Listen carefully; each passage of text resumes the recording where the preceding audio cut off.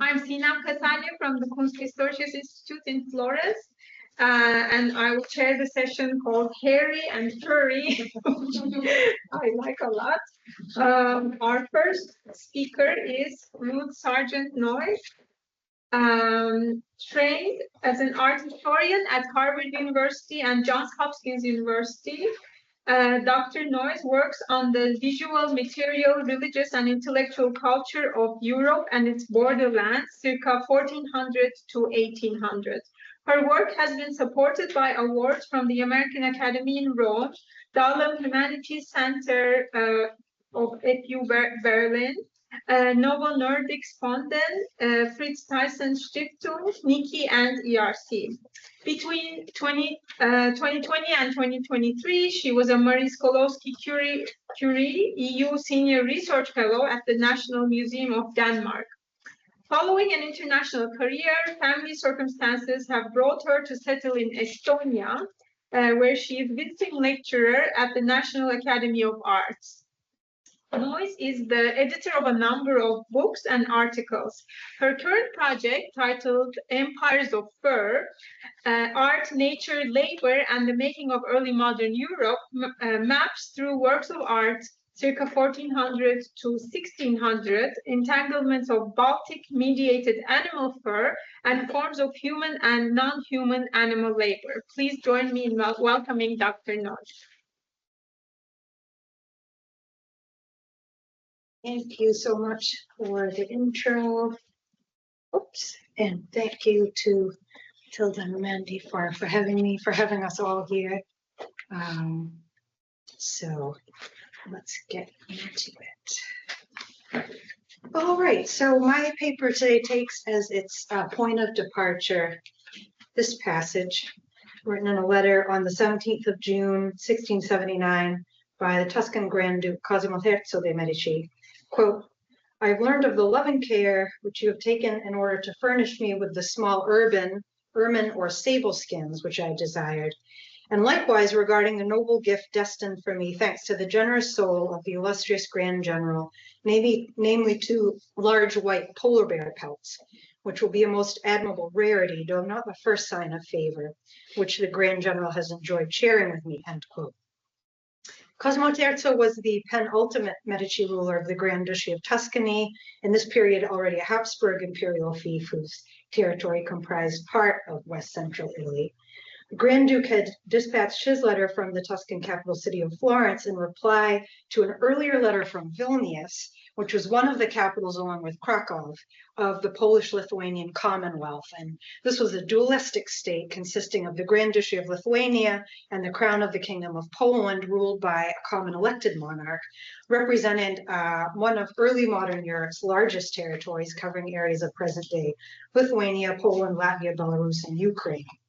The message from the Lithuanian Grand Duchy had been delivered to Cosimo on behalf of the Grand General to whom Cosimo wrote, who was in fact the Lithuanian Grand Hetman Michał Kazimierz Pats, pictured here, was commander of the armed forces for the Lithuanian Grand Duchy, and a scion of the powerful Pats clan, plural Patsovi, styled in its Italian form Pazzi in Cosimo's letter. The Patsovi's rise to power along the Baltic paralleled that of the Medici on the Italian peninsula, such that by the 1660s, the Patsovi were the Polish-Lithuanian king's main political allies and dominated important positions in Lithuanian government. In late April 1679, Hetman Pats had even promised in his own letter, quote, I am now procuring for your highness, i.e. Cosimo, a live polar bear and 2 live sables, or zibellini, black or white, end quote. This pledge was made in response to a previous request from Cosimo himself in a letter that has since been lost. And these letters were part of a much larger diplomatic exchange between Cosimo and other elites in Polish, Lithuanian, and Russian courtly spheres, which took place over the course of the later 17th century and included gifts of live fur-bearing animals and their processed pelts, saints' relics, and captive humans from northeastern Baltic Europe and its Sibero-Russo borderlands. And my paper kind of sets beside and into conversation with one another these seemingly disparate and far-flung actors, tied together by early modern cross-cultural exchanges of knowledge about and material instantiations and visual depictions of diverse kinds of body hair. Folded into my discussions of human body hair are the hairy bodies and skins of fur bearers and their pelts, which are explored in my paper as not only types of non-human body hair per se, but also as symbolic extensions of and avatars for human body hair, in order to explore the ways in which materializations and depictions of human body hair were variously displaced, translated, and subsumed onto and into manifestations of pelts. Cosimo likely formed his vision of the Baltic, Russian, and Siberian territories in his family's fall of maps within the Palazzo Vecchio, specifically examining this map of Lithuania, Livonia, and the Russo-Siberian realm still farther to the north and east. And he would have read in the cartouche on the bottom left, quote, "Livonia and Lithuania are most abundant in the most beautiful furs, especially sable and ermine," end quote. At the map's uppermost edge, way at the top, another inscription somewhere around current-day St. Petersburg reads, "Vodska, province where all the animals brought there become white," end quote. At the time of Cosimo's rapprochement with the Baltic and Russian powers, the Tuscan Grand Duke himself actually nursed imperial aspirations to attain a place for the Medici in the courts of Poland-Lithuania, or some kind of role in the burgeoning expansion of the Russian-Baltic frontiers. Cosimo's own great aunt had been the Grand Duchess of Lithuania, and the Medici promoted various family members for royal election as King of Poland-Lithuania, with Cosimo Terzo himself intended for the 1669 and 1673 Commonwealth elections. While Cosimo was negotiating for the hairy pelts, living or dead, of polar bears and other sable or ermine, which are animals that more broadly belong to this weasel or mustelid family that include things like mink, marten, wolverine, ermine, and others, he doubtless knew that the Polish monarch was famous for wearing polar bear and ermine pelts to keep warm in his royal carriage. Sable and ermine that were desirable both alive and as pelts were intrinsically linked to the history of Western European colonization of and relations with the Baltic, which were fueled for centuries by a robust trade in furs.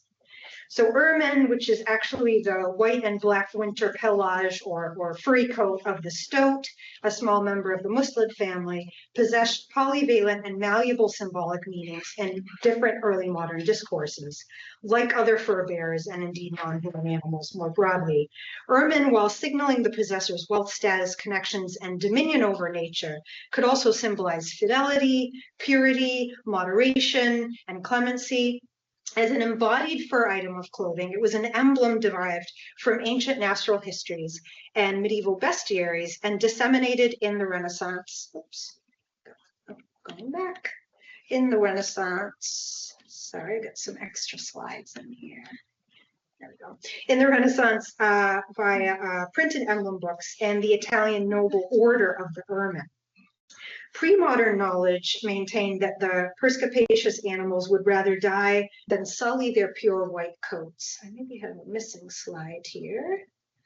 I do. Well, just have to take my word for it, that the popular emblem compendium Dialogo delle Imprese, or Dialogue on Imprese, published by Medici client Paolo Giovio, actually featured an impresa with the motto "Death rather than dishonor," and it had a woodcut illustration that depicted a method for capturing ermine by means of surrounding it within an enclosure of sort of like dirt or dung or some kind of muck, and that would trap the animal because it wouldn't deign to touch this dirty enclosure, and it would hence remain entrapped. Vestments like these, ornamented with more than 70 dangling black-tipped ermine tails worn by the Medici Grand Dukes for their coronation, enrobed the Grand Ducal body within a network of privileged associations connected with marriage, as the animal's associated virtues of chastity and fidelity imbued its material form with immaterial notions of dynastic stability. Cosimo's own coronation portrait features a robe representing the lives of many such ermines. Because the most precious fur skins were relatively small, large numbers were required to fur, that is to line a full garment, making these kinds of fur linings both very life and very labor intensive. For example, a period gown that was sable for an adult male wearer had the skins of 350 animals. And it bears note here that early modern non-human animal skins, like sable and ermine, were typically worn inside as the linings on the interior of garments, and that is not so typical today. We tend to see them on the exterior, right, of clothing. But they were thus worn against and kind of as a physical extension of the skin of the human that was wearing it. And the early modern persons thus lived with their own body hair intimately entangled with the body hair in the form of fur of the pelts that they inhabited, in a way kind of re-embodying the skins of the non-humans that they wore. The real physical material properties and the perceived intrinsic qualities of the pelage, that is the pelts, and the animals from which they were taken in turn could also be transferred to the human wearer. The blurred boundaries between human and non-human animal hair are explored to different degrees in what I just call early modern pelt portraits, where the sitters wear the skins and bodies of fur bearers. Now, for reasons of decorum, Cosimo's coronation portrait only kind of gestures to the human, non-human hair and fur frontier. And it's analogized by means of the tonal similarities between the creamy white of Cosimo's face and the dark black of his own long hair on one hand, with the comparable colors of the ermine pelts that are lining his robes. Reflexive gestures to the fur's own geographic and material origins, and to a certain awareness of interdynamics linking the Baltic as source, arbiter, and mediator, essential to the making of Renaissance Europe, can likewise be excavated from Cosimo's portrait, insofar as its setting, and I'll say more about the setting a bit later, was the Tuscan trading port of Livorno, and through Livorno flowed emissaries, gifts, and goods moving between the Baltic, the Russian, and the Tuscan courts. One of the most prestigious and sought-after gifts that came to Florence from Vilnius was a large corporeal or bodily relic of most likely the shin bone of 15th-century Lithuanian prince and saint Kazimierz Jagiellonczyk. Saint Kazimierz, who was destined to inherit the crown of the Grand Duchy of Lithuania, as a young boy rejected kingship in order to pursue a life of holiness marked by extreme abstinence and rigorous spiritual exercises, which hastened his early death at the cusp of puberty as a so-called spiritual or white martyr. And I'm showing here the original reliquary container in which the relic of St. Kazimierz was delivered from Vilnius to Florence. So period hagiography fashioned this Jagiellonczyk into a composite figure whose advent heralded his native land's conquest over cold and barrenness, and he exemplified complementary notions of chill and warmth, chastity and fertility, intrinsically linked to his homeland. He embodied a kind of duality attributed to the Baltic region as what we called an Indies of the North during the early modern age of discovery, and closely linked to the trade in the furs that were equally renowned in period of natural historical studies for their animals' frigid environment and their prolific reproductive capabilities. Now, Cosimo Terzo had a special devotion to Jagiellonczyk specifically. And in 1670, around the same time that he began a kind of letter-writing crusade with members of the Patsovi clan in Lithuania to obtain a relic of Prince Kazimierz. At the same time, he commissioned from Florentine artist Carlo Dolci this likeness of Kazimierz as one in a series of saints' portraits. And the fact that it was kept in the Grand Ducal bedchamber, so in Cosimo's own private sort of bedroom, or at least semi-private, suggests his special devotion to the saint and to this particular image of him. Dolci imagined this holy preteen with marble white pearlescent skin that was obviously free from that thick, dark, androgenic hair that grows during and after puberty and was associated in early modern medical discourse, as we've already heard, with sexual maturity as well as virility. The saint's hairlessness, at least with regards to body hair, was essential to his hagiography, particularly of a northern saint. And it's underscored in this image by his jet black locks of scalp hair, and the hairs of his crimson robe, which is lined with sable fur.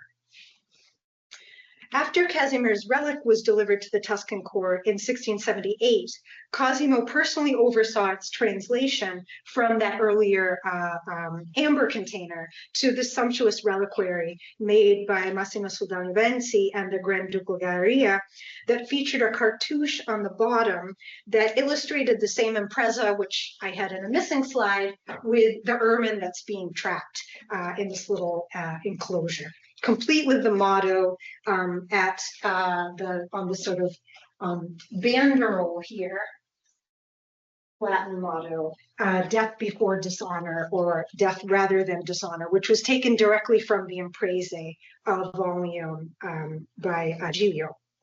And this same motto was also a chivalric motto that was attributed to the saint in his hagiography. And there it was associated with the fact that the Holy Prince Casimir, one of his epithets was actually pure ermine or mystical ermine.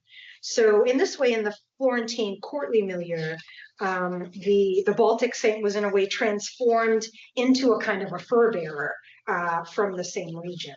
I'll say a bit more about this image of the ermine on the reliquary in a moment.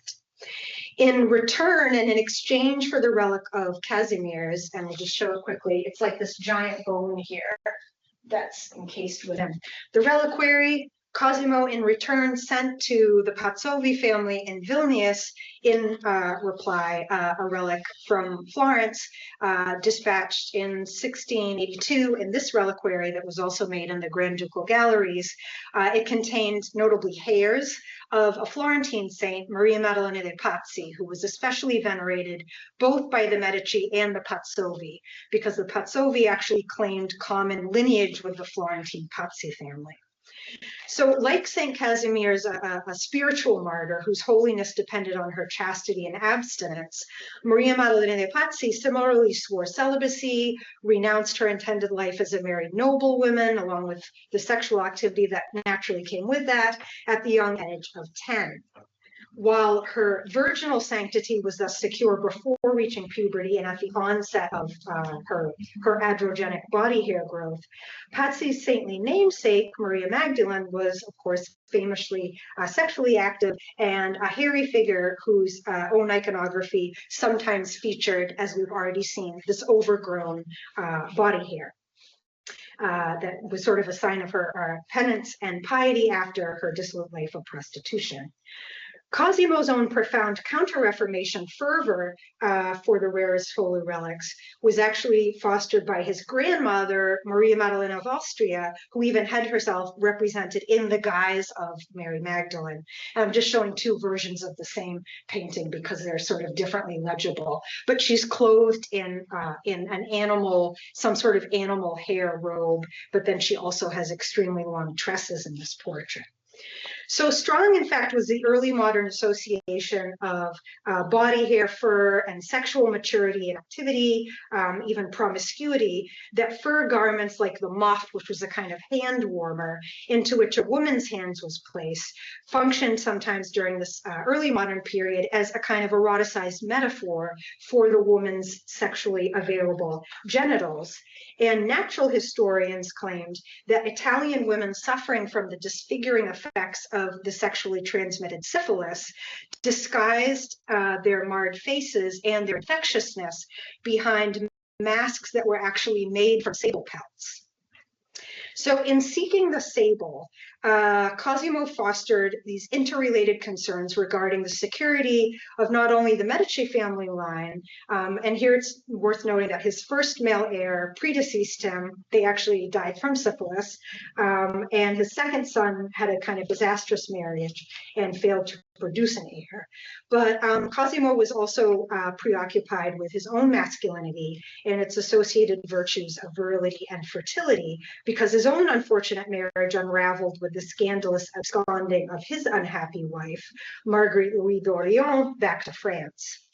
So period usage of this term zibellino or sable itself could denote both an animal from the mustelid family and a woman's luxury fur accessory that I'm showing you here, fashioned from its pelt and worn as or attached to a sort of a girdle or belt. These accessories, according to natural scientific discourse, associating mustelids with fecundity and period notions of sympathetic sort of magic, if you will, functioned as an apotropic amulet ensuring fertility, safe pregnancy, and early childbirth. 17th century Medici women, in fact, prescribed amongst themselves, quote, a girdle made of an animal from Poland, which has allowed many women who were in danger of miscarriage to give birth successfully, end quote. And this is almost certainly just such a sable fur piece. The animal's ability to reproduce rapidly and prolifically, despite inhabiting these prolifically cold Baltic and Siberian regions, meant that it could help suppress the cold female humoral nature and promote conception.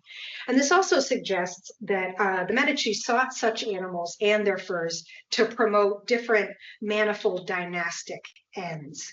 Thus, Cosimo himself likely intended the mustelid pelts that he sought from the Patsovi for Medici women, possibly for use as fertility talismans. And this brings me back to that reliquary for St. Casimir's, where below the banderole, we have that relief depicting an ermine in profile set within a landscape that aligned the animal as an avatar for the saint himself on a kind of a common vertical visual axis with the Lithuanian crown that was above it, as well as the prince's own bodily remains. And that cartouche that was adapted from Giglio, with the motto there, sorry, I lost my place. The cartouche adapted Giglio's design, but minimized that future trap, likewise, probably for reasons of decorum. However, Cosimo, who may have contributed input to the reliquary's iconography, doubtless understood the reference here to a trapped animal. And around the time of his Italo-Baltic exchanges, Cosimo was also no doubt aware of the fact that the same luxurious pelts he was asking for had grown over the course of the 17th century, increasingly scarce, due to dramatic shifts in the fur trade that were caused by an ecological crisis that had been triggered in turn by the trade itself. And this was namely that the same fur bearers in Siberia, Russia, and northeasternmost Europe had been decimated by overhunting and specifically over-trapping. Whereas in the early 17th century, for example, a good trapper could catch 200 sables a year. Closer to the end of the century, those numbers were more around 15 or 20 annually. Statistics of Muscovite gifts to foreign powers, like Tuscany, demonstrate that over the 17th century, the share of sable and similar fur bearers in these collections was diminishing as the depletion of the zoological wealth caused a kind of crisis in the Russian state. By the 1660s and 70s, the trade in furs had fallen sharply concurrent to plummeting animal populations. And this drove in turn the Russians, whose economy depended almost exclusively on furs, to move farther and farther into the northeastern corners of Eurasia and eventually then to Alaska. And this was an imperial project that entailed war with and colonial subjugation of indigenous tribal populations in these regions. So Cosimo's diplomacy with the Russian court in Moscow demonstrated the Grand Duke's desires to tap into these opening routes to the Americas and also indirectly to China, in step with Russian imperialism motivated largely by the quest for new sources of fur. And this was coupled with a kind of colonialist wish to dominate and enslave the peoples conquered in that push eastward and northward. And here it bears note that sourcing fur was enforced through and accompanied by various human on human trapping practices. And this was specifically the taking of captives, the seizing of prisoners, and the selling of persons from these same fur-bearing regions into the international slave trade. And they were usually sold across the Mediterranean towards the Middle East and also Italy, where predominantly young children and young women labored as both domestic and as sex workers. Fur bearers and their pelts were thus intrinsically bound up with the persons who were often procured and or were traded with, for, and alongside of the fur. And the ermine in Cosimo's portrait should thus be viewed against that background, the view of Livorno, that depicted the so-called Four Moors monument in Livorno, where in fact the Medici maintained thousands of slaves to power their galleys, and where the Medici also imported critical supplies of Baltic grain along with other commodities, including slaves, from Poland, Lithuania, and other points to the northeast. So this portrait in a way gestured to Tuscany's direct connection to and even dependence on the Baltic and Russia, and to early modern Italy's culture of slavery, which was closely associated with Eastern Europe and Eurasia as a source of captives sold as slaves in Italy. The fact that the Italian etymology for the word for slave is linked to Slav was also the case for a number of other early modern European languages. And it bespeaks this kind of intrinsic association in the period mindset of Italians specifically between violence in a certain imagined area of northeastern Europe and its frontiers. Now, in addition to his requests for fur-bearing animals, Cosimo also asked Grand Hetman Pats for a slave that had been taken amongst the human spolia from the Lithuanian military victory at Kotsin, which is in present-day Ukraine, against the Turks. And he wrote, quote, "Among the many slaves taken by the army," this is now Cosimo writing to Hetman Pats, "I would like a flawless Circassian or Persian boy," end quote. In 1682, and 1683, Cosimo sought through Italian agents in Moscow a, quote, "well-tempered Circassian slave boy," end quote, who was eventually shipped in 1690 from the Russian imperial trade port city of Archangel to Livorno, and from there to Florence, where the boy was baptized as Francesco Maria de' Medici.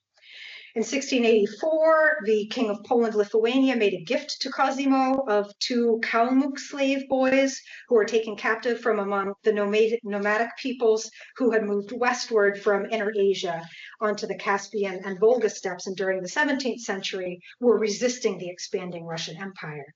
In 1689, the Grand Duke sought from the Russian court gifts of a Kalmuk and a Yakut slave boy, the latter referring to the Yakut or Saka peoples, which were a Turkic ethnic group who occupied Siberian realms.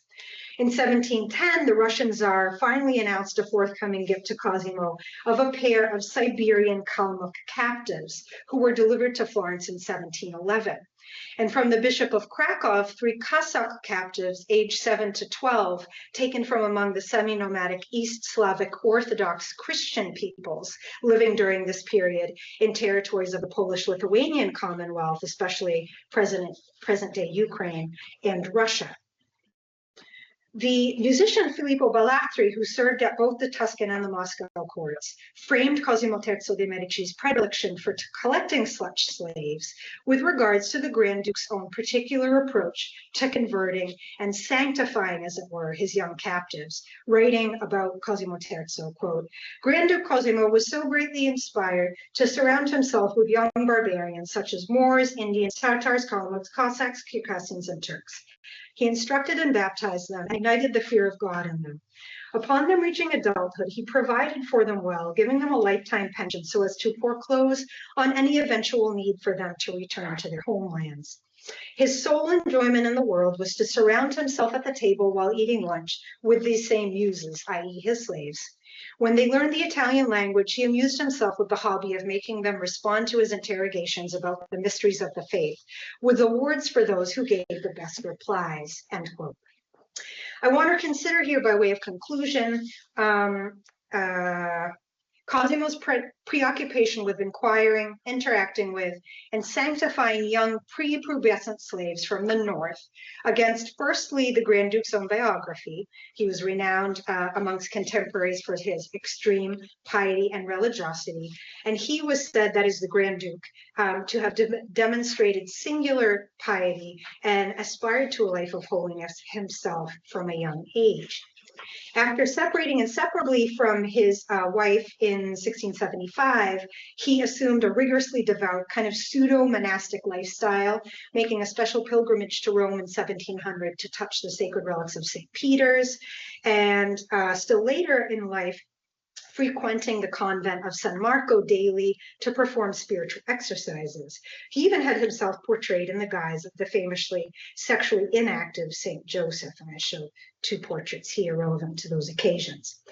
The entanglement of sanctification, entrapment, and enslavement inextricably interwoven into Cosimo's wider dealings, involving his avid acquisition of relics of Casimirs, furs and fur bearers, prepubescent slaves free from androgenic body hair, demonstrates that slaves, like saints, became kind of performative exercises in the Grand Duke's personal piety, and crucially shaped his own conceptual geography of northeasternmost Europe and its frontiers in relation to his own Tuscan realm.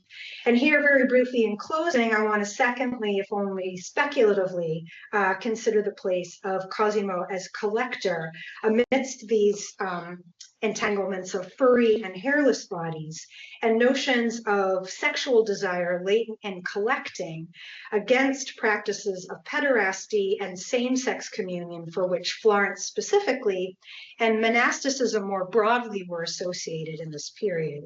Because running across the extended exchanges between Tuscan, Lithuanian, and Russian courtly spheres was Cosimo's preoccupation with diverse manifestations of human and non-human body hair, both in living physical form and non-living material and visual representations, perhaps as a way to think through, as it were, his own contemporaneous ideas, interweaving notions of dynasty, masculinity, sanctity, and captivity, but also potentially homoerotic pederastic desires. And I'll leave it there.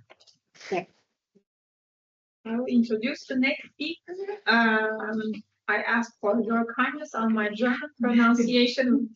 Mandy helped me.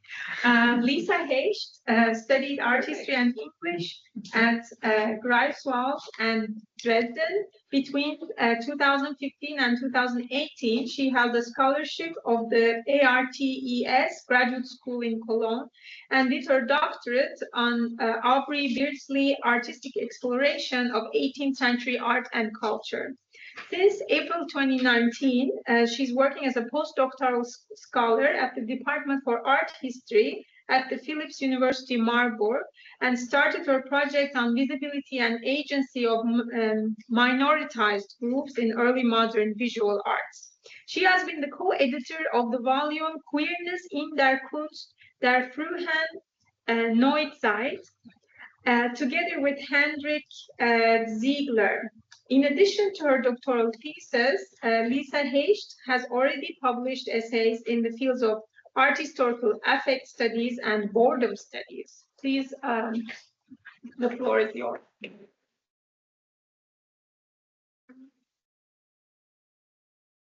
Thank you so much for the kind introduction and, of course, for inviting me to this lovely conference. And I've learned so much so far and been really glad that such brilliant talks have been before me, which I can rely on some aspects maybe, and offer some more insights into the following case study. I just go through the slides until my presentation starts. Yes, perfect.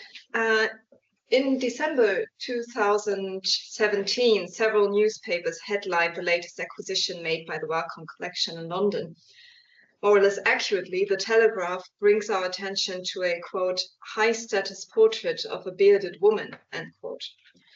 As we may all see, the portrait does not depict a bearded woman in the traditional sense, but a person born with a genetical condition of hypertrichosis, as the article also correctly states in the following. Nevertheless, the label bearded woman seems to sound more attractive as it triggers associations with so-called freak shows in the 19th and 20th century. And how far these associations may not be as far-fetched as they seem concerning a historical figure from the 17th century, I will try to show in the second part of this presentation. Apart from that, I would firstly suggest taking a closer look at the iconographic layers behind the certainly sophisticated image. These layers might confirm the seemingly shallow description of a high-status portrait. Furthermore, we have to question how femininity is negotiated in this and other images of the woman who is known among large parts of Europe because of her excessive hair growth. let's begin with taking a look at the painting in more detail. Firstly, of course, I owe you the information about the woman depicted, although she was named before already in Emilia's talk. Barbara van Beck, or Barbara Ursulin, the name under which she is also known, was a historical figure who was born not far from Augsburg, Germany, or certainly in February 1629. As M.A. Katritsky has been able to show, we even have an existing record of her birth, a single-leaf broadsheet published in 1629. It was meant to be sung in public and sold as a souvenir by itinerant German fairground youth singers. Explicitly linking the depicted baby's appearance to the wild man's tradition, it documents it as a, quote, gar ein schreckliche Missgeburt, end quote, born to unnamed parents in the village of Moseles near Kempten, Bavaria. I will not be able to elaborate on this fascinating artifact, but maybe we have time for that in the discussion. Nevertheless, the broadsheet's context of the fairground seems to foreshadow Barbara Ursulin's fate. Unlike members of the Gonzalez family or Helena Antonia, see here in the 16th century, no noble protection was afforded to the sitter of our portrait. Her parents showed her around European fairgrounds from earliest childhood, and later her husband, manager Michael van Beck, took over the business. Barbara seems to have married the German man in the late 1650s. Although quite a few written and visual sources exist about Barbara, they mainly deal with her appearance. Moreover, nothing is known about her fate after 1668. The last account about her dates from this year and was written by Holger Jakobsen, who, as many others before him, described Barbara's soft long hair and speculated about the circumstances that might have led to such an appearance. During her tour throughout Europe, which is especially well documented through prints of English descent, Barbara was most often presented in the role of a virtuous woman. Although the painting in the Wellcome collection does not show more than bust length, the depicted detail seems to stem from a larger composition. In a private collection in Rome, another painting can be found which shows Barbara van Beck in a similar costume, but this time depicted in 3/4 length. Before describing her clothes and elegant depiction in more detail, I want to focus on some iconographical aspects. The portrait in Rome can indeed be linked to printed images, particularly the one engraved by Richard Gaywood in 1656. Added to the print, we find a Latin biographical note informing about Barbara's newly married status, her birth date, and even the names of her parents. The portrait itself shows Barbara van Beck in the same pose as in the paintings, looking at the viewer from a quarter turn of the body to the right. But a significant detail seems to be added.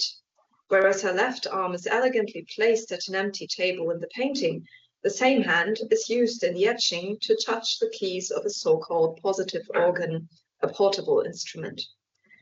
This not only can be explained by Barbara's actual performances at fairgrounds, where she used to play the harpsichord or cembalo, it also serves a kind of fashioning of Barbara van Beck's persona. In the image, she doesn't play the more secular harpsichord, but instead the positive organ, associated with a female saint who gained special popularity during the 17th century. According to medieval legends, Saint Cecilia was born around the year 200 in Rome. Although she had vowed eternal virginity, her parents chose a young nobleman to be her husband. There are two aspects within Voragin's Legenda Aurea which may give a literary hint at parallelizing the saint and Barbara van Beck. Firstly, when Cecilia's wedding night is described, we are told she wore a hair shirt beneath her garments, which remained unseen by everyone. So far, no one has elaborated on this crude detail, which on the one hand obviously recalls the tradition of imitating John the Baptist's garment. On the other hand, it also links Cecilia with other female saints, such as Saint Wilgefortis, or Uncumber as she's also known, or Mary Magdalene, who by their miraculous hair growth not only transgressed boundaries, but also established hair as a form of female resistance. Thus, though more indirectly, hair plays a certain role in the legend of Saint Cecilia. But it is the musical motif which is far more obviously connected to the depiction of Barbara van Beck. The original legend of Cecilia only makes marginal references to music when it comes to a wedding night. Although Cecilia is said to have sung to God, there is no actual mentioning of musical instruments, especially no organ. Cecilia's iconography with the organ resulted more from a mistranslation of the Latin organa, actually denoting any instrument or tool. Nevertheless, the established iconography of the saint was justified during the 17th century. In this argument, the depiction of Cecilia playing music already incorporates the concept of musica interiore e divina. Consequently, there was no need to illustrate the contrast with the secular music from which the saint detaches in her prayer. The organ makes her the patron saint and muse of sacred music. Her cult grew significantly around 1600 after a dead body was miraculously recovered intact during the restoration of a burial church. The discovery coincided with the peak period of the Counter-Reformation and Catholic Reform. Thus, the iteration of the times very sumptuous Cecilias in Baroque visual culture serves a growing Catholic demand to establish visual sources for the continuity between the early Christian church and the present. What's more, visual traditions, such as the one by Carlo Dolci, where the saint looks at the viewer, invoke new modes for portraits of noble women. Eva Krems pointed out that several ladies in mid-17th century Europe had themselves depicted in the role of Saint Cecilia, corresponding with contemporary private devotional practice. A suitable self-fashioning as a woman with a noble background, just as the saint herself, but with a claim to pious and virtuous femininity. To transform Cecilia into a more worldly and fashionable motif was thus well established during the 1650s. Obviously, at least to my mind, the depiction of Barbara van Beck recalls this visual tradition and thereby fashions the performer's image as a respectable woman. Apparently, this was a visual strategy used by several fairground performers with non-normative bodies in the early modern period. Prints, canvas banners, and other images served not only to promote the different attractions, but also to erase possible fears. All the portrait says is that you are about to see a most marvelous creature, but you don't have to be afraid. She is no wild beast, but a well-bred young woman. Such visual rhetoric was especially important as the belief that the sight of a so-called monster may leave an imprint on unborn children in their mother's womb was still very common. The call it domestication of a hairy woman was thus a tool to create a fascination with the dichotomy between wilderness and politeness. This may also be seen within the older transition of the wild woman iconography, described in a very convincing article by Michel Mosley Christian. During the 15th century, the former medieval descriptions of wild women as hairy, ugly beasts living in the wilderness met with new ideals of female domesticity. Prints, such as the one by Master A.S., provided a sort of ultimate didactic emblem for the behavioral reform that was aimed at middle-class women. Mosley Christian argues, quote, that women were in essence wild was itself a source of anxiety. They had the potential to move beyond normative gender constructs and therefore beyond social control, end quote. Hence, visually taming the wild woman and overlapping her image with that of Eve and Mary Magdalene created a visual exemplar of virtue and beauty from the most savage of females.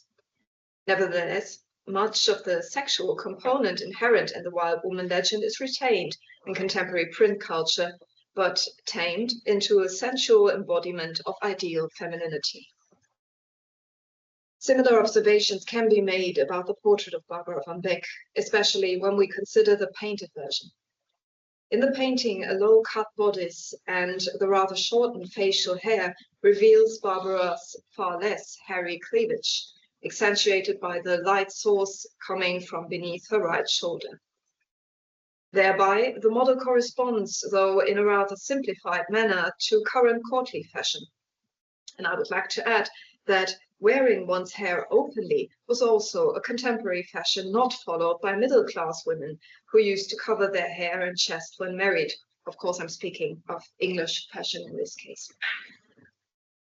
To conclude this first aspect, if we look at this portrait type, which obviously circulated to promote Barbara van Beck's shows and or to serve as kind of souvenir, we found that the multi-layered iconography is at work here. It is not only about fashioning a dichotomy between the wild, hairy appearance and perfectly arranged femininity, but, as I would suggest, possibly even an attempt to create a novel persona of the fairground attraction.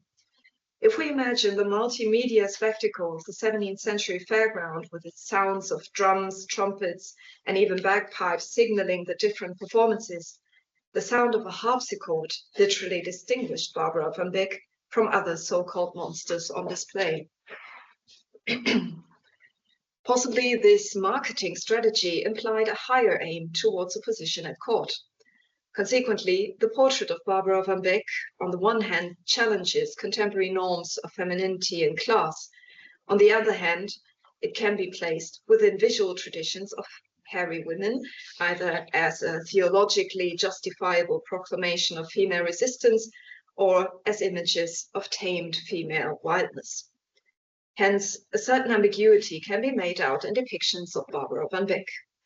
Are we dealing with a subversive potential, ready to question all standards of beauty and gender? Or are we confronted with images that use established visual formulas to find a way of promoting an early modern freak show? What I really want to highlight here is the material agency of the images themselves.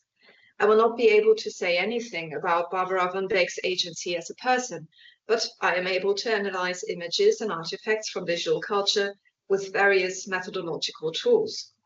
One of these tools might be disability theory in the understanding of Anne Waldschmidt, who pointed out that the approach of disability studies is not to analyze people with disabilities as outsiders, but rather to study so-called mainstream society in its reaction towards non-normative bodies, behaviors, and lifestyles. Thus, the images I consider here shall be understood as, on the one hand, historical sources that show us how a woman with hypertrichosis was perceived and visually dealt with in 17th century society. And these images have the potential to tell us more. In my understanding, informed by Foucault's concept of power relations, looking at these images is no one-way road. They do not only present us with an object to behold. The object, to use James Elkins's words, stares back. This is not only obvious in the seemingly self-confident depictions of Barbara van Beck in the role of a new Saint Cecilia, but also in other quite different images of her. While the paintings and prints analyzed so far have told us quite a bit about the fashioning of a fairground performer as a distinguished woman, other pictures present a different image. A widely disseminated print by an anonymous artist, possibly after Isaac Brunn, shows Barbara while playing the harpsichord, this time in frontal view. Though she's wearing a dress like the one in the London painting, the style of the engraving can be described as far less evolved in execution. The empty background and the simplified depiction put stronger emphasis on the call it freak performance. We are confronted with Barbara Ursulin as though we would meet her gaze in the fairground booth. In the 17th century, of course, no one spoke about freaks. People with non-normative bodies or disabilities were far more often called monsters. As such, Barbara became an object to behold, because in the then fashionable etymology of the term, authors like Fortunio Licetti derived monster from demonstrare, and thus defined them as extraordinary beings that are made to be looked at. Still in 1685, Barbara van Beck is classified in this pre-modern understanding, when this popular portrait of her is transformed into a, let's say, group portrait of hairy people defined by Eberhard Werner Happel in his Relationes Curiose. The composite plate shows Barbara playing the harpsichord in a forest-like setting, and surrounded by other, quote, rauchbehaarte Menschen, as the caption reads, among them members of the Gonzalez family, a crawling Himantopodus, I hope I pronounced it right, signified with the letter A, and in the center, an example of the legendary subhuman hairy-bodied creature known on the Indonesian island of Borneo as the orangutan. The letter stands right next to Barbara, whereby, of course, a certain duality between wildness, cultural otherness, and domesticity is made up.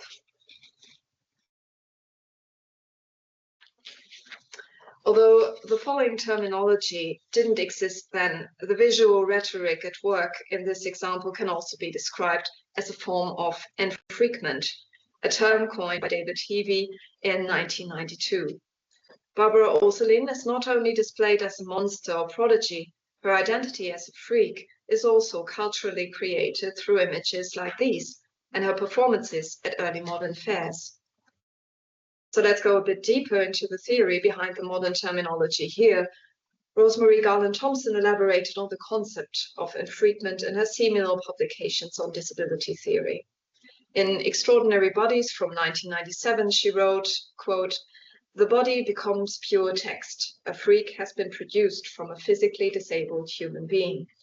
Such accumulation, exaggeration of bodily details distinguishes the freak from the unmarked and remarked ordinary body that claims, through its very obscurity, to be universal and normative," end quote.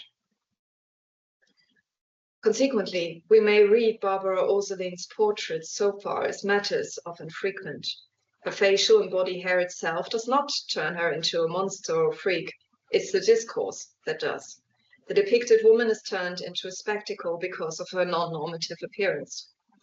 At the same time, I hope to have shown that there are some ambivalences in these images, and these have quite a lot to do with hair. Perceptions of excessive hair growth blurred multiple boundaries between young and old, male and female, groomed and unkempt, civilized and natural, free wild men, familiar and foreign, between the human, the bestial, and the supernatural. Especially the latter distinction between natural wild and civilized tamed bears some fascination in contemporary discussions. As Mary Wiesner-Hanks shows, wild folk were in the early modern period somewhat ambiguous characters.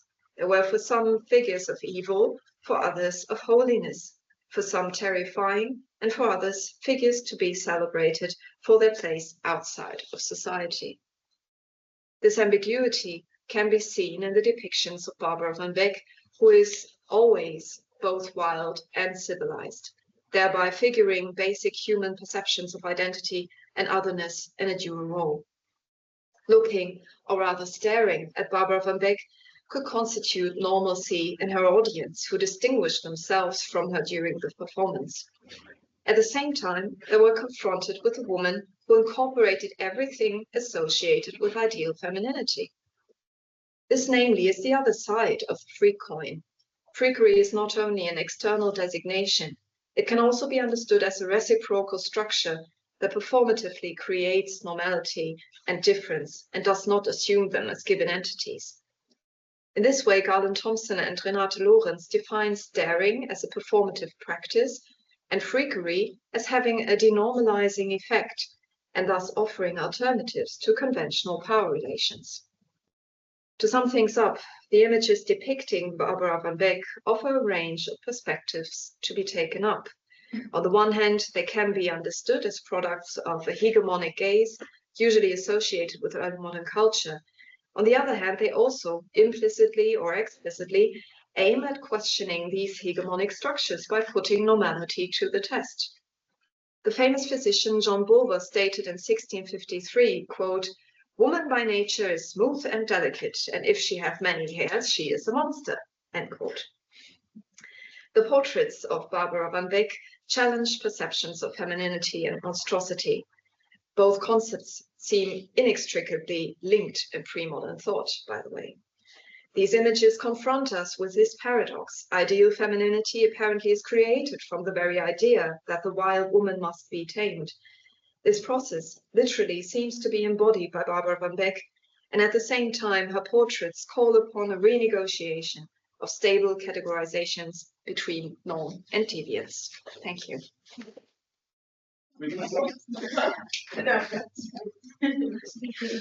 So after this wonderful moment of tea time, it's my great pleasure to introduce Patricia Simons, who is Professor Emerita from the University of Michigan and a professorial fellow at the University of Melbourne. Her books include The Sex of Men in Pre-Modern Europe, A Cultural History, published in 2011, Cambridge University Press, and the co-edited Patronage, Art and Society in Renaissance Italy, Clarendon Press, 1987. Her work on gender and sexuality in visual culture range from 14th century Italy to contemporary Australian art. Essays published in anthologies and peer-reviewed journals like Art History, Renaissance Quarterly, and Renaissance Studies have investigated such issues as gender and portraiture, medical discourse in relation to visual culture, the representation and reception of female and male homoeroticism, the visual dynamics of secrecy and of scandal, and cultural construction of masculinity. So we are looking forward to hear you, Patricia. While shaving was a common habit for men, both clerical and lay, during the 15th century, beards came back into fashion in the early 16th century, around about 1510, 1520. A common explanation has been to posit a crisis in masculinity, necessitating the assertion of bearded manliness. However, the supposed causative anxiety has been situated in the Italian peninsula during the Italian Wars, which does not explain the Europe-wide turn to beards, nor the lag in timing after those conflicts of the Italian War began around 1494. I have argued elsewhere that one of many causal elements was the demographic accident of influential visible rulers being relatively young men, coming into maturity within a decade or so of each other from around about 1510. Henry VIII of England and Francis I of France, Sultan Suleiman, and thereafter Emperor Charles V and Duke Cosimo I de' Medici needed to assert their authority and masculine potency at home and abroad, growing beards as one noticeable sign of their adulthood, virility, and readiness for dynastic marriage. Henry and Francis were almost boisterous in their competition about beards. The Turkish ruler was asserting an ethnic brand with his long moustache, and Charles and Cosimo were teenage rulers eager to appear authoritative and marriageable. Insecurity and anxiety have become self-serving, psychologically naturalizing after the fact and too broad excuses for many elements and events in the history of masculinity. Identifying precise causes is a frank enterprise in the writing of history, as is pinpointing an origin or a beginning.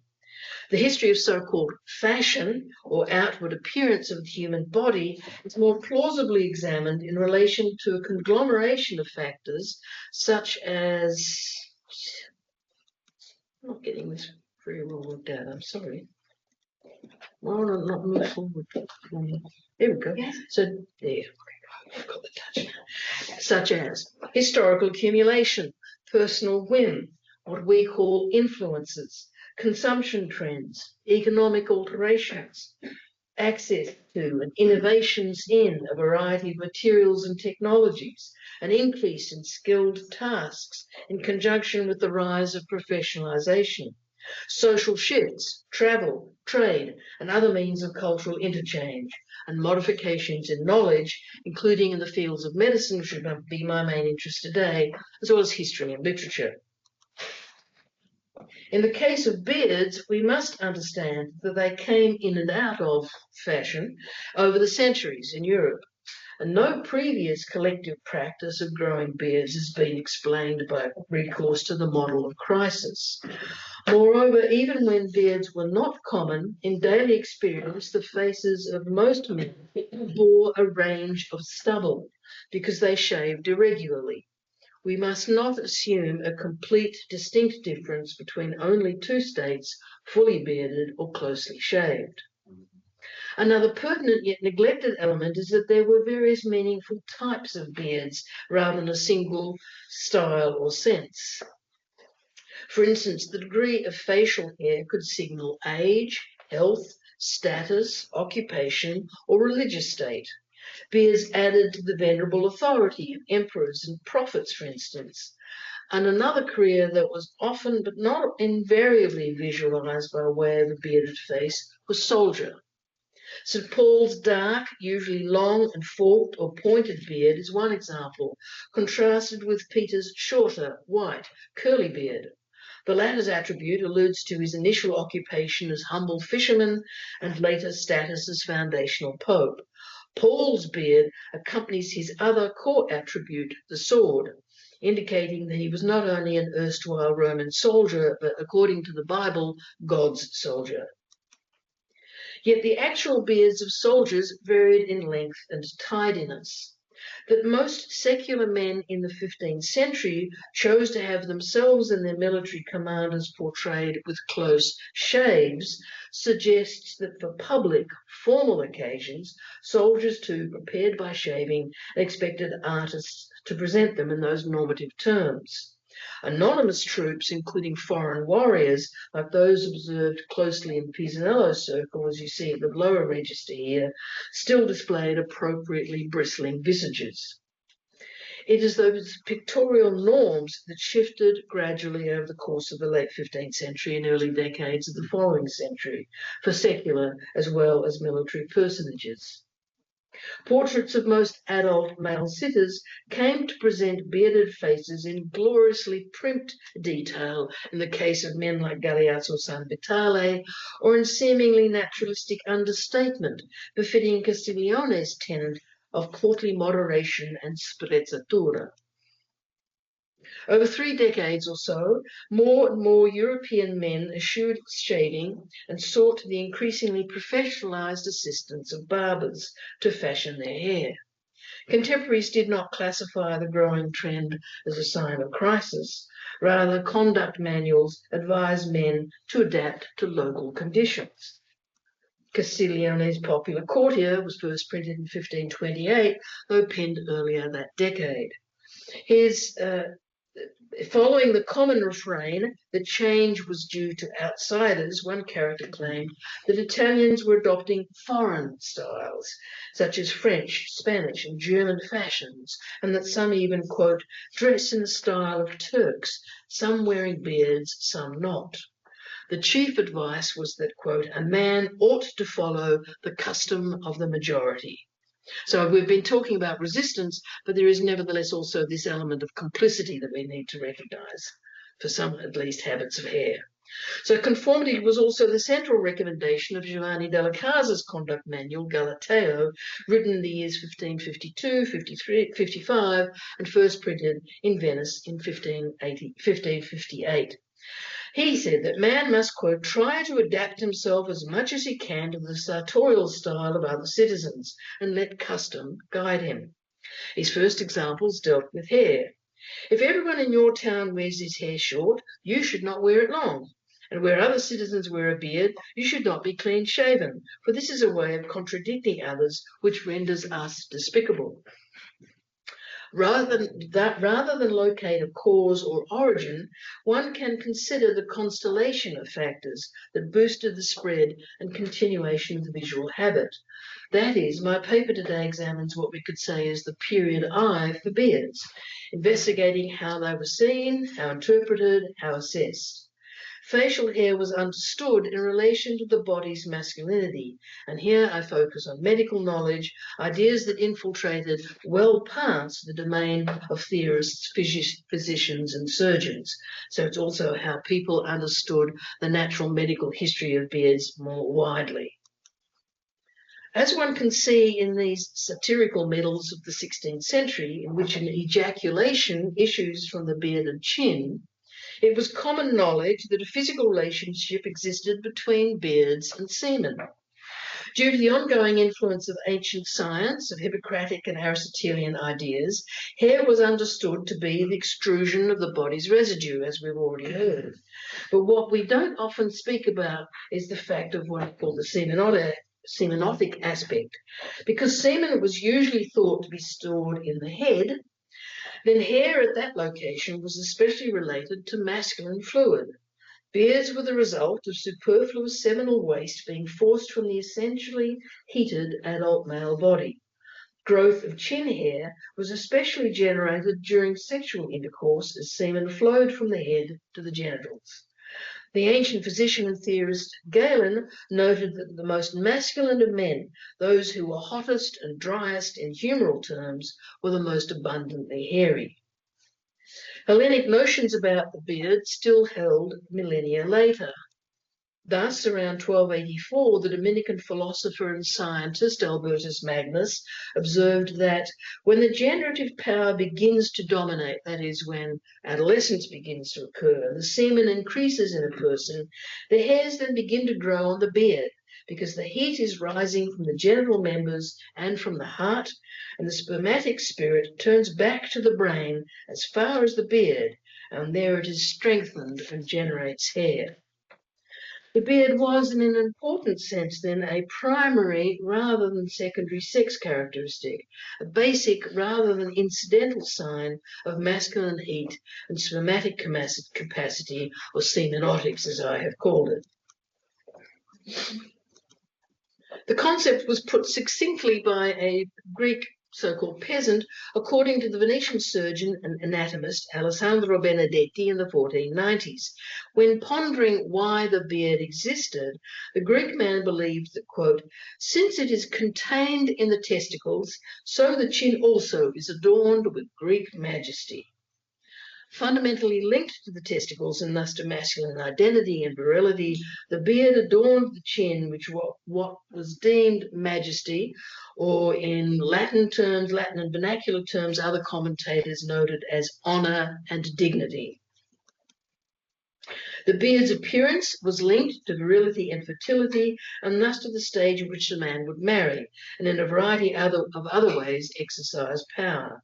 While shaving predominated, men in the final stages of courtship, like 22-year-old Albrecht Dürer, or when celebrating the fertility of their marriage, like Agnolo Downy, around the time he consummated his marriage, see just that little tiny area that he's forgotten to shave. He consummated his marriage and knew that his young wife was pregnant. Such men were often portrayed with a hint of facial hair, demonstrating their capacity to produce and ejaculate fertile semen. The beard was a mark of seniority, experience, and authority. Its association with masculine projection and strength suited aggressive soldiers, but it was not exclusively or even primarily martial. The respectable, proper beard was orderly, majestic, august, and stately. The key was to balance abundance with moderation, virility with self-control. On the other hand, for Catholic clerics, the repression of sexuality usually required a clean shaving of the face and, in some cases, tonsuring of the head. The aim was to avoid the appearance of what was referred to as lusty goats and satyrs when we think about how they were visually portrayed for centuries. Instead, they were meant to look like innocent angels. 15th century secular men were sometimes portrayed with tonsure-like faces, as you see here on the other side, proclaiming their virtue too. In a sense, the turn away from shaving in the 16th century indicated that the goats had won out over the angels. Due to the association, which is considered desirable semen, beards were sexy. For women who eroticize men, that is. Men that are hairy, observed Aristotle, are more prone to sexual intercourse and have more semen than men that are smooth. Similarly, when categorizing semen according to its humoral degrees of heat and moisture, Galen deemed the hottest type an, quote, aphrodisiac, productive of male children and fertile. and leading to rapid hair growth. The perfectly hot and dry male testicular blend produced a strong impulse towards sexual intercourse as well as plentiful hair. In this same vein, a pseudo-Aristotelian text advised that thick-haired men are lustful, an idea reiterated negatively by those moralists who urged clerics to shave so as to signify their denial of goat-like desire. Women were long aware of the association of semen, virility, and male hair. The 12th century abbess and mystic Hildegard von Bingen noted that phlegmatic men had only meagre beards, lacking also fertile semen and sexual appetite. Similar views were still held by women, according to Jacques Ferrand's treatise first published in 1610. The French physician reported that our ladies hate men with scant beards, not only because they are frequently cold and sexually feeble, but also because they, like eunuchs, are inclined to cruelty and cheating. He thus continued the association between insufficient beards and inadequate sexiness, making of the physical lack a moral failing too. A man's degree of facial hair was one of the factors weighed in social assessments, medical opinions, and legal trials regarding whether he was impotent. I've explored this issue elsewhere, focusing on the case of Giovanni Sforza, whose visual representation as an unusually and fully bearded man in 1503 was probably in response to earlier accusations of impotence. Beards asserted a man's ability to impregnate women and to satisfy them sexually. In other words, abundant facial hair signaled what we could identify as his heterosexual nature. Peachy fuzz, this refers back to a question asked this morning, peachy fuzz emerging on the face of a man's adolescent male object of desire was frequently lamented in Mediterranean verse. The peachy fuzz was signaling that the youth was moving from homoerotic to heterosexual status. This poetic trope, and it's there in Jewish, Arabic, Greek, as well as Italian poetry, Mediterranean trope indeed. It assumed that the forthcoming beard was a physical announcement of transition into reproductive adulthood, which entailed the social duty of appealing no longer to men, but to women and marrying one. The bearded face also declared that the wearer's body was normative. Europeans were increasingly aware of what they called hermaphrodites, noting a range of intersex bodies in medical and legal theory, anecdotes and rumour, Neoplatonic musing, the literature of marvels, alchemical treatises, and poetry such as the Ovidian tale of Salmachus aggressively merging with young Hermaphroditus. Visible differences in type and location of hair easily provided the initial marker of predominant sex.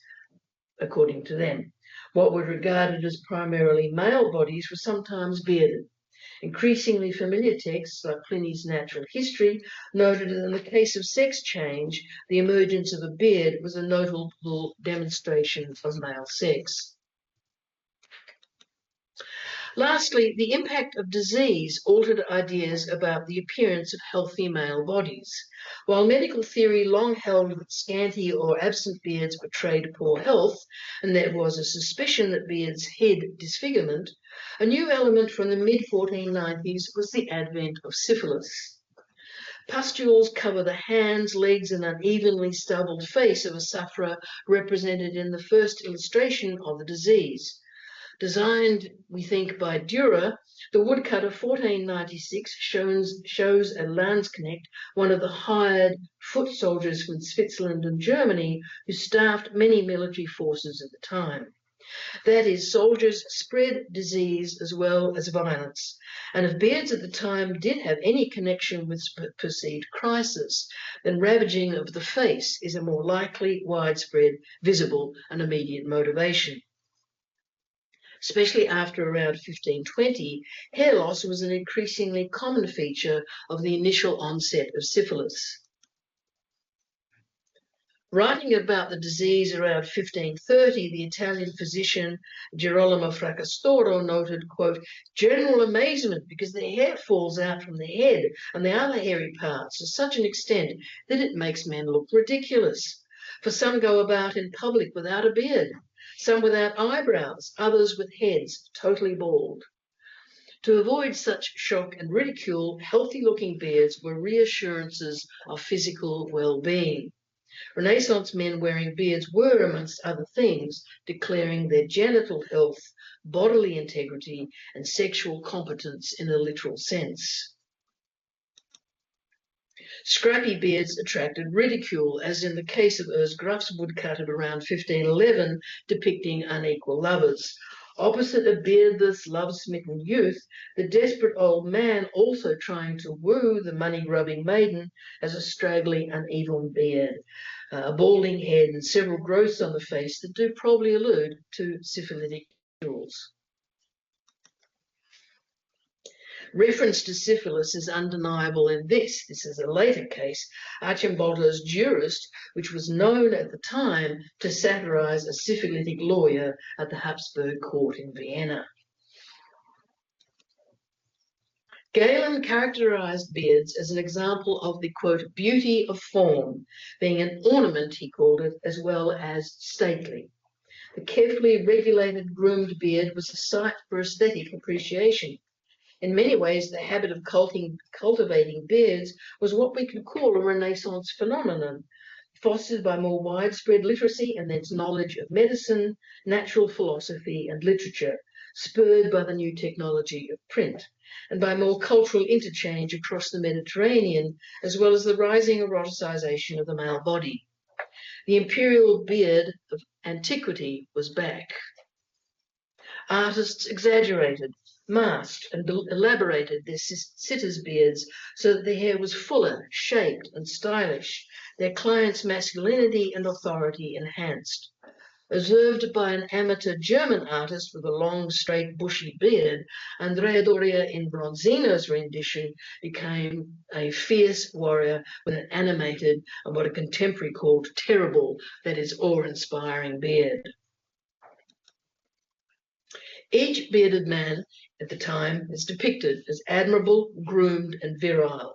He is shown to be gifted with normative male genitals and acceptable masculine heterosexuality, potent, fertile, physiologically heated, marriageable, healthy, authoritative, beautiful, and desirable. Beards were visible signs of confident and customary masculine identity, not crisis-ridden insecurity. Thank you.